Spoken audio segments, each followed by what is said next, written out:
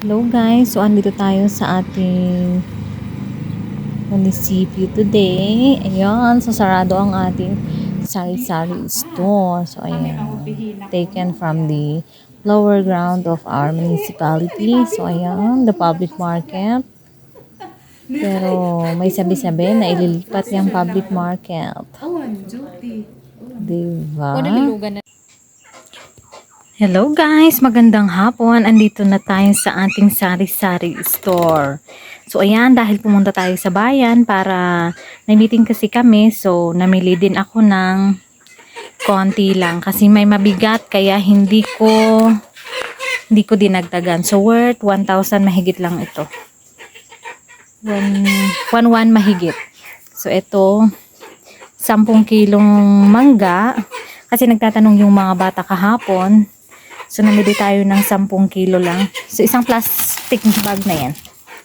Tapos, dahil mahilig tayo sa mag-asawa, ayan, dala-dalawa yung ating nabili.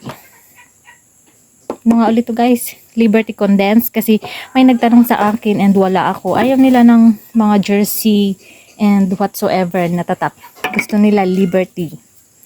And dalawang evap na maliliit. Pang sopas ata kaya may nagtanong din. So, kumuha lang tayo ng dala-dalawa para kahit papaano is meron tayong maibigay kay customer, di ba?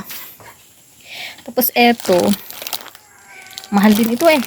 Kaya yan para sa akin lang. Kasi nasarapan ako doon sa kinain ng buntis.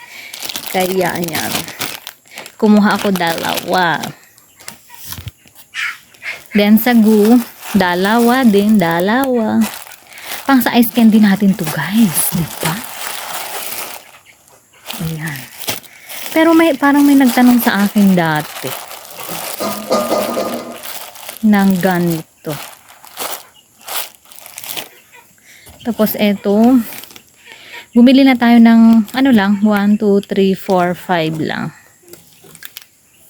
May nagtanong kasi ng Yakult and then tingnan natin kung bibili siya sa akin na hindi ma-expirean. Charot. Tapos dalawang ano lang yon. Dalawang tie ng Copico Blanca Twin. So next week pupunta ulit tayo ng bayan kaya next week tayo bibili ng mga iba para naman hindi masyadong mabigat yung ating mga binibitbit pag nauwi tayo kasi parang hindi na tayo ihahatid. Hindi pala. Depende pala sa driver kung ihahatid kami o hindi. So, yun lang guys. Salamat. Bili-bili kahit konti. Basta mapuno ang ating tindahan.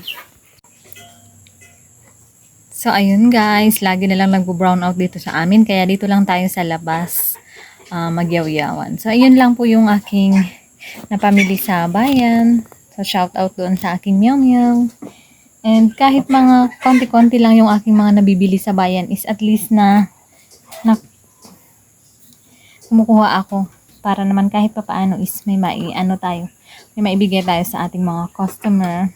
Kasi minsan is parang nakakalungkot lang sa atin na pag umuwi sila na galing dito sa atin is wala silang mabibitbit. So ayun, hopefully guys is maging maayos ang ating tindahan this year.